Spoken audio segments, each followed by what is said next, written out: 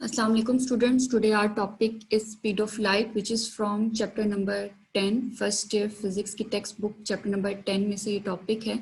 और speed of light जो है वो आपको पता होना चाहिए किसने मेजर किया, measured by the Michelson. Michelson वो सक्सेसफुल साइंटिस्ट था जिसने स्पीड ऑफ लाइट को मेजर किया। तो स्पीड ऑफ लाइट के बारे में अब तक जो आपके पास इंफॉर्मेशन है वो ये है कि इसको सी से रिप्रेजेंट करते हैं। इसकी वैल्यू होती है 3 × 10⁸ मीटर पर सेकेंड। तो इसको समझने के लिए एक एग्जांपल मैं आपको देती हूँ कि जैसा कि आप दो बादल हैं जब वो आपस में कोलाइड करते हैं तो उससे साउंड भी प्रोड्यूस होती है और उससे जो है वो लाइट भी प्रोड्यूस होती है।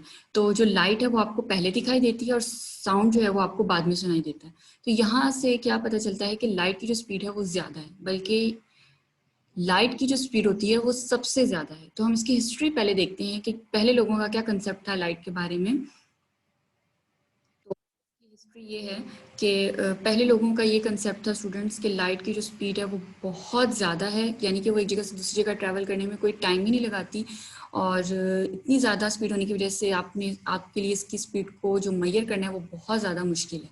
तो लोगों का ख्याल ये था कि जो लाइट की स्पीड है वो इनफाइनाइट है और आप इसको मेजर ही नहीं कर सकते। लेकिन गैलीलियो साइंटिस्ट था, पहला साइंटिस्ट जिसने लाइट को, स्पीड ऑफ लाइट को मेजर करने की कोशिश की थी। वो इसमें नाकाम भी हुआ, लेकिन उसने ये बात उसको पता चल गई थी कि जो लाइट है वो एक जगह से दूसरी जगह ट्रैवल करने में टाइम लेती है, और जब टाइम लेती है तो इसका मतलब है कि उसको मेजर किया जा सकता है। तो ये माइकलसन की होप बना, और माइकलसन वो साइंटिस्ट था जिसने सक्सेसफुली लाइट को जो है वो स्पीड ऑफ लाइट को जो है वो मेजर किया।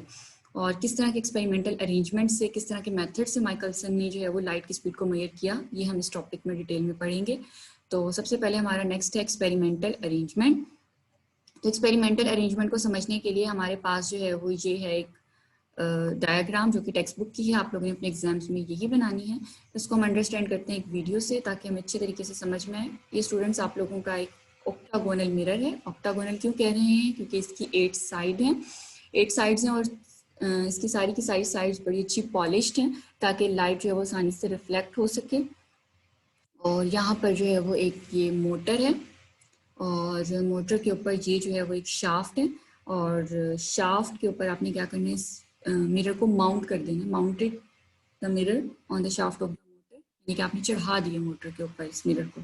तो मिरर की शाफ्ट जैसे जैसे घूमेगी तो आपका जो मिरर है वो भी रोटेट करेगा। तो ये जो आपका 8 साइडेड ऑक्टागोनल मिरर है, इसको आपने एक डी डिस्टेंस पर रखना है from the plane mirror. Plane mirror से ये डी डिस्टेंस के फासले पर है। और आपने क्या करना है अपनी आसानी के लिए, जो इसकी साइड्स हैं इनको आप लेबल कर लें, यानी कि आप यहाँ पर इसको लेबल कर लेंगे। ये आपके पास हो गई साइड 1, साइड 2, साइड 3, 4, 5, 6, 7 और 8। नेक्स्ट स्टूडेंट ये है कि आप लोगों ने कुछ इस तरह से जो है वो लाइट सोर्स को लेफ्ट साइड पर रखना है, और राइट साइड पर आप लोगों ने रखना है एक टेलीस्कोप। इसके राइट साइड पर हम देखते हैं कि यहाँ पर एक टेलीस्कोप है, और टेलीस्कोप में से ऑब्जर्वर क्या करेगा, लाइट को ऑब्जर्व करेगा, लाइट को देखेगा। ये जो मिरर है आपके पास स्टूडेंट, यहाँ पर ये फेस हैं, इसके फेसेस 1, 2, 3, 4, इस तरह से ये सारे 8 फेसेस हैं, ठीक है। तो हम क्या कहते हैं कि यहाँ पर ये जो आपके पास लाइट सोर्स है, जाहिर से इसमें से लाइट निकलेगी, तो हम एक लाइट रे कंसीडर कर लेते हैं। तो ये लाइट सोर्स में से एक आपके पास निकल रही है एक लाइट रे, और लाइट रे निकल कर ये फेस 1 से जाकर टकरा कर जा रही है, फॉल कर रही है ऑन द प्लेन मिरर पर। प्लेन मिरर को स्मॉल एम से रिप्रेजेंट करना है, ऑक्टागोनल मिरर को कैपिटल एम से रिप्रेजेंट करना है, और प्लेन मिरर से टकराने के बाद ये जा रही है towards the face 3 of the octagonal mirror, और वहां से रिफ्लेक्ट होकर ये जा रही है टेलीस्कोप के अंदर। और जैसे ही लाइट रे टेलीस्कोप के अंदर एंटर हो जाएगी स्टूडेंट्स, तो आपको टेलीस्कोप में से जो है वो एक लाइट सोर्स जो है वो नज़र आएगा, यानी ये ख़ास एंगल पर, ये देखें एक ख़ास एंगल पर जब लाइट रे जाकर टकराएगी ऑक्टागोनल मिरर से, तो आपको टेलीस्कोप में लाइट सोर्स नज़र आएगा। अब हम इस मिरर को क्या करते हैं, थोड़ा सा रोटेट कर देते हैं।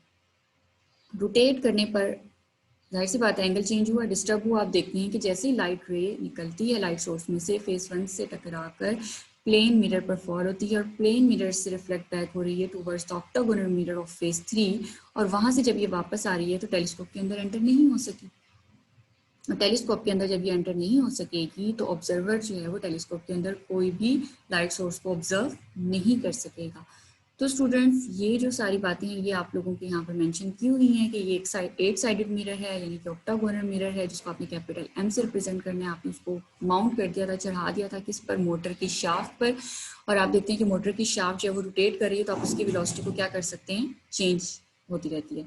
और उसके बाद जो आपका मिरर, ऑक्टागोनल मिरर जब स्टेशनरी था तो एक ख़ास एंगल पर लाइट बीम क्या करती है, फेस वन, किसके फेस वन से, ऑक्टागोनल मिरर एम के फेस वन से आकर फॉल करती है प्लेन मिरर एम पर, और फिर वहाँ से रिफ्लेक्ट बैक हो जाती है दोबारा किस पर, फेस थ्री, किसके फेस थ्री पर, ऑक्टागोनल मिरर के फेस थ्री पर। वहाँ से रिफ्लेक्शन के बाद, फेस थ्री से रिफ्लेक्शन के बाद वो टेलीस्कोप के अंदर एंटर होती है, और आपने देखा था कि आपको लाइट सोर्स जो है वो नजर आ रहा है। तो नेक्स्ट आपका है स्टूडेंट्स वर्किंग को अंडरस्टैंड करने से पहले हम ये देखते हैं कि बज़ाहिर हमें ऐसा लग रहा है कि इस ऑक्टागोनल मिरर और प्लेन मिरर के दरमियान का जो डिस्टेंस है वो स्मॉल है। असल में ऐसा नहीं था। माइकलसन ने जब ये एक्सपेरिमेंट किया था तो उसने ऑक्टागोनल मिरर को एक माउंटेन के ऊपर रखा था और प्लेन मिरर को दूसरे माउंटेन के ऊपर रखा था। जो ऑक्टागोनल मिरर को जिस माउंटेन पर रखा था वो था माउंट विल्सन, और प्लेन मिरर को जिस माउंटेन पर रखा था वो था माउंट सेंट एंटोनियो।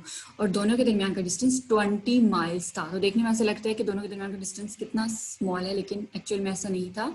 दोनों के दरमियान का डिस्टेंस बहुत ज़्यादा था। अब हम इसकी वर्किंग को अंडरस्टैंड करते हैं, तो हम इसको क्या करेंगे, मिरर को आपने रोटेट करना है क्लॉकवाइज। तो देखिए जैसे ही मिरर क्लॉकवाइज रोटेट कर रहा है तो लाइट रेज जो है वो एंटर नहीं हो पा रही टेलीस्कोप के अंदर, एंगल जो है वो डिस्टर्ब हो रहा है बार बार। और जब इस तरह से लाइट रे एंटर नहीं होगी स्टूडेंट्स, तो आपको टेलीस्कोप में कोई भी लाइट सोर्स जो है वो नज़र नहीं आएगा। आप लोगों ने देखा कि आपको टेलीस्कोप के अंदर कोई भी लाइट सोर्स नज़र नहीं आ रहा। अब हम क्या करते हैं, हम ज़रा इसकी स्पीड को चेंज करते हैं। हमने इसकी स्पीड को बढ़ा दिया तो आप देखें कि एक ख़ास एंगल ऐसा होगा कि जिसके ऊपर लाइट रे जो है वो एंटर हो जाएगी टेलीस्कोप के अंदर, और जिससे आपको टेलीस्कोप में लाइट सोर्स नज़र आना शुरू हो जाएगा। तो ये कैसे हुआ? ये हुआ जब आपके दो टाइम जो हैं वो आपस में मिल गए। कौन से दो टाइम? वो वाला टाइम जिसमें लाइट रे इस ऑक्टागोनल के फेस से होता हुआ प्लेन मिरर से टकराकर दोबारा जो है वो ऑक्टागोनल मिरर की तरफ जा रहा है, और इसी दौरान जो आपके पास ये फेसेस हैं, तो ये एक फेस की जगह जो है वो दूसरा फेस आ जाता है। तो ये दोनों एक ही टाइम में जब होता है तो एक ऐसा खास एंगल सेट होता है जिसके ऊपर लाइट रे क्या हो जाती है, एंटर। तो इसको हम समझने के लिए एक यहाँ पर वीडियो से देखते हैं, इसको स्लो करके देखते हैं। हमने इसको देखा कि लाइट रे जैसे ही फेस वन से आई और प्लेन मिरर से यहाँ पर टकराई, तो टकराने के बाद जैसे ही वो दोबारा जा रही है वापस, ये प्लेन मिरर से टकरा कर जा रही है, तो क्या होगा कि जहाँ पर आपका देखें फेस 3 था, वहाँ पर आपका फेस 4 आ चुका है। यानी कि उतने ही टाइम में जो है वो आपका एक फेस दूसरे फेस की जगह पर शिफ्ट हो रहा है, और फेस 4 से टकरा कर ये जा रही है टेलीस्कोप के अंदर। लाइट को इससे कुछ नहीं है कि वो फेस 4 से टकराई है या कौन से फेस से टकराई है, फेस 3 से टकराई है। उसका जहाँ पर एंगल सेट होता है तो वो वहाँ पर जो है वो टेलीस्कोप के अंदर लाइट रे एंटर होती है, और आपको जो है वो फिर टेलीस्कोप में से लाइट सोर्स जो है वो नज़र आती है। ठीक है, तो यहाँ पर ये सारा जो प्रोसेस है स्टूडेंट, यहाँ पर इसको मेंशन किया हुआ है कि मिरर को आपने रोटेट किया क्लॉकवाइज। तो इनिशियली आपने देखा कि किस तरह से एंगल डिस्टर्ब हो रहा था और आपको विजिबल नहीं हो रहा था लाइट सोर्स टेलीस्कोप के अंदर।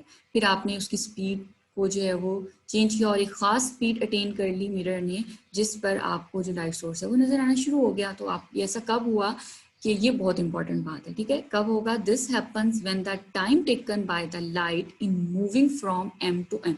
यानी कि यहाँ से लाइट रे आकर प्लेन मिरर से टकराकर दोबारा जब जाएगी, जिस टाइम में ये वापस जाएगी, तो ये इसी टाइम के दौरान जो ऑक्टागोनल मिरर का जो फेस है, एक फेस दूसरे फेस की जगह पर आ जाएगा। यानी आप कह सकते हो कि 3 जो है वो 2 की जगह पर आ जाएगा, 4 जो है वो 3 की जगह पर आ जाएगा, इस तरह से।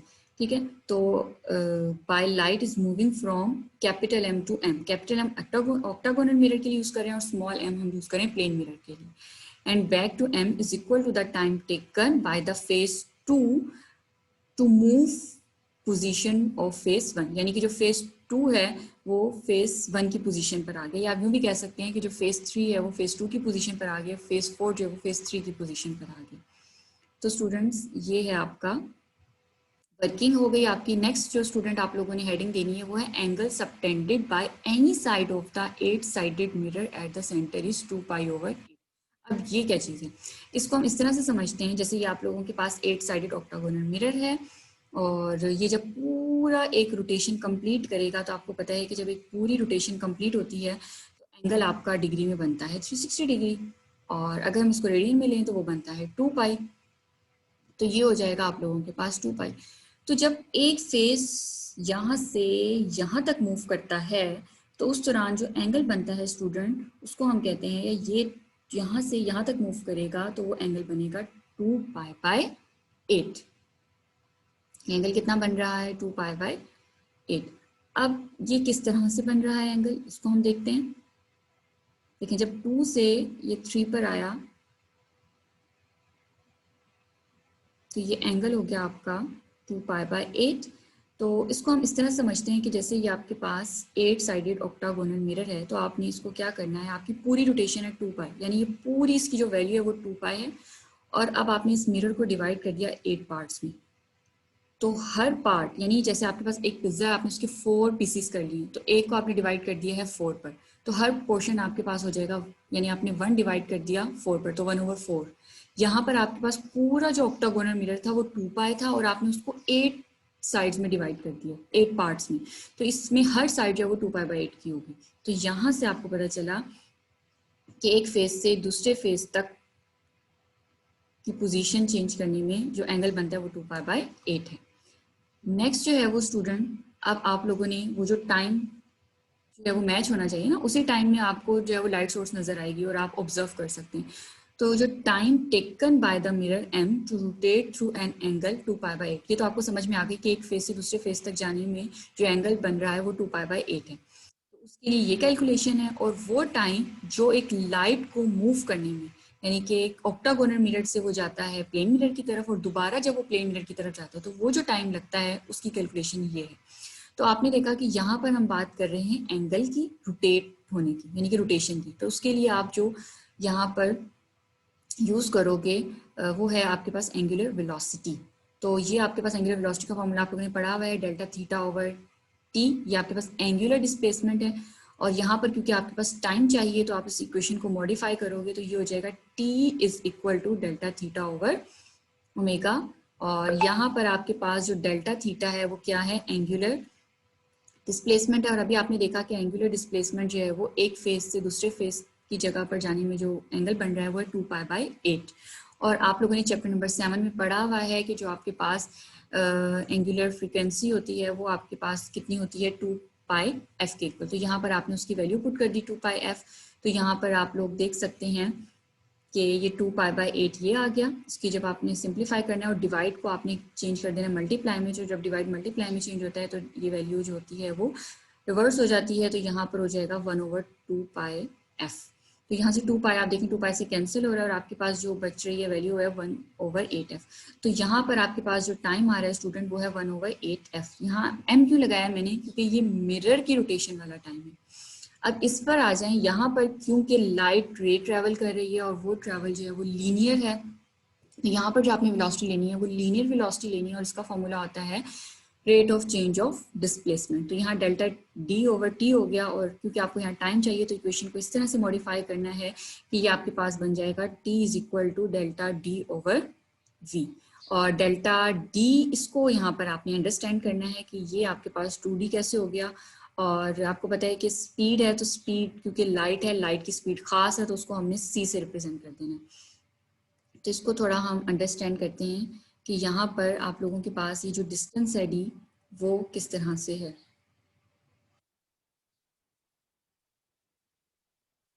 अगर आप इस फिगर को देखें तो हमने पढ़ा था कि जो आपका ऑक्टागोनल मिरर है वो प्लेन मिरर से d डिस्टेंस पर है, यानी कि यहाँ से जो लाइट यहाँ तक ट्रैवल कर रही है वो d डिस्टेंस में कर रही है, और इसी तरह से यहाँ से जब ये यहाँ पर एंटर होगी तो वो भी d डिस्टेंस होगा, वो यानी कि d प्लस डी, तो 2D हो गया। लेकिन क्योंकि ये इस तरह से इसमें एंटर हो रही है कि थोड़ा सा इस तरह से लगता है कि जो डिस्टेंस है वो ज़्यादा ट्रैवल करेगी, क्योंकि ये दोनों आपस में बहुत ज़्यादा डिस्टेंस पर एक दूसरे से पड़े हुए थे। तो ये फिज़िक्स में हम इस चीज़ को निगलेक्ट कर देते हैं, क्योंकि बहुत कम फ़र्क है इन दोनों के डिस्टेंस में। यानी कि जितना डिस्टेंस आपका इन दोनों के दरमियान का है, तो ये वाली रे यहाँ से यहाँ तक आने में जो डिस्टेंस कवर कर रही है वो भी डी है, अप्रोक्सीमेट डी है, और यहाँ से यहाँ तक जाने में जो डिस्टेंस कवर कर रही है वो भी स्टूडेंट्स क्या है, डी। तो डी प्लस डी कितना हो गया, रे ने कितना डिस्टेंस ट्रेवल किया है, 2d। तो इसीलिए स्टूडेंट्स यहाँ पर हम लोगों ने मेंशन किया है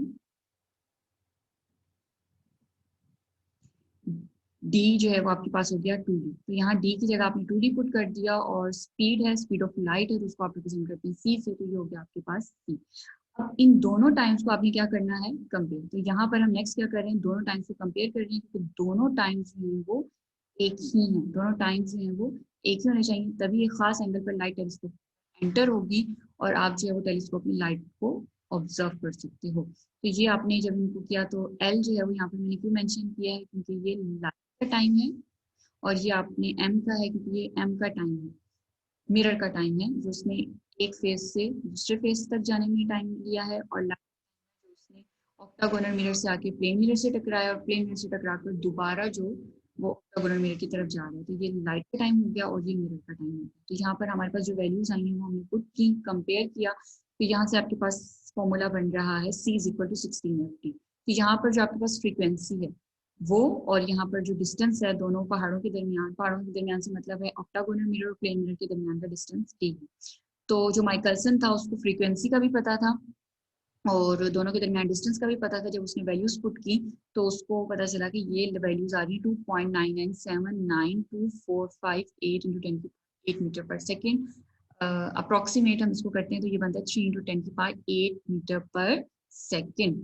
तो यानी कि यहाँ से आपको पता चला कि जो लाइट की स्पीड है वो कितनी है, 3 × 10⁸ मीटर पर सेकेंड। यूजली ये कहा जाता है कि अगर हम कहें कि स्पीड ऑफ लाइट जो है वो एयर है, यानी कि एयर मीडियम अगर है तो उसमें होती है आपके पास 2.99 × 10⁸ मीटर पर सेकेंड। और अगर हम वैक्यूम की बात करें, लाइट की स्पीड वो होती है वैक्यूम में लाइट की स्पीड 3 × 10⁸ मीटर पर सेकेंड। तो तकरीबन ही दोनों एक दूसरे के इक्वल हैं। यानी यहाँ से पता चल रहा है कि जो लाइट की स्पीड है वो मीडियम के नेचर पे भी डिपेंड करती है कि क्या है। यानी कि अगर हम कोई और मीडियम ले लें या ग्लास ले लें तो वहाँ पर लाइट की स्पीड डिफरेंट होगी, लेकिन सबसे ज़्यादा जो लाइट की स्पीड होती है वो वैक्यूम में होती है। तो इसके बाद जो आप दूसरा कोई मीडियम लेंगे तो उसमें जो है वो जाहिर सी बात है कि जो लाइट की स्पीड होगी वो वैक्यूम के मुकाबले में कम होगी। तो ये सी जो है वो लाइट की स्पीड को रिप्रेजेंट कर रहा है। तो अभी हमने देखा कि जो लाइट की स्पीड है, क्योंकि दोनों पहाड़ों के दरमियान एयर थी, तो एयर है और वैक्यूम, तकरीबन दोनों की जो वैल्यूज हैं वो क्या हैं, बराबर हैं। और अगर हम किसी दूसरे मीडियम की बात करते हैं, वैक्यूम और एयर के अलावा बात करते हैं, तो वो ये होगा कि मीडियम में जो लाइट की स्पीड होती है वो कम होती है as compare to the speed of light in vacuum. तो स्टूडेंट्स ये आपका कंक्लूजन था, ये भी बहुत इंपॉर्टेंट है, इसको आपने याद रखने। 3 पॉइंट्स हैं कि एक तो लाइट की स्पीड मीडियम की नेचर पे डिपेंड करती है क्या है, फिर उसके बाद आपने देखा कि स्पीड ऑफ लाइट की वैल्यू क्या है, आपको पता चला कि एयर में और वैक्यूम दोनों में लाइट की स्पीड बराबर होती है, और कोई एयर और वैक्यूम के अलावा कोई और मीडियम लें तो आपकी जो स्पीड ऑफ लाइट है वो कम होती है बाकी मीडियम्स में। ठीक हो गया। तो ये आप लोगों का स्टूडेंट टॉपिक था, ये एंड हो चुका है।